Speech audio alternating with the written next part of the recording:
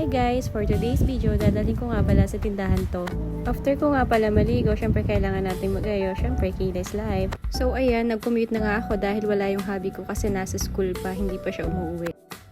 Pagdating ko naman sa tindahan, nagbukas na ako ng isang bale kasi may new arrivals tayo ngayon. Pambasketball nga pala yung mga dumating nating sapatos ngayon, kaya pagkatapos naming ayusin, nilagay na rin namin yung mga sabitan at tinulungan ko na rin yung tindera namin para maglinis ng mga alikabok. Nung time na yan, iniwan ko nga pala sa bahay ang aking baby at syempre nasa mamila. Behave naman si baby kapag iniiwan ko sa kanyang lola. At naisipan ko na nga rin na hintayin ang aking hubby pag uwi niya para meron na rin akong sundo pag uwi. So ayan, natapos na nga kaya waiting na lang kay hubby.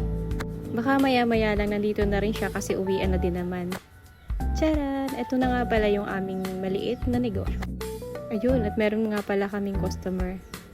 Charot, si hubby pala yon. Dito nga po pala matatagpuan ang aming munting tindahan sa Barangay Poblacion, San Francisco, Quezon. At syempre, pauwi na kami sa part na to kasi baka naghihintay na yung aming baby. Bye! Salamat sa panonood!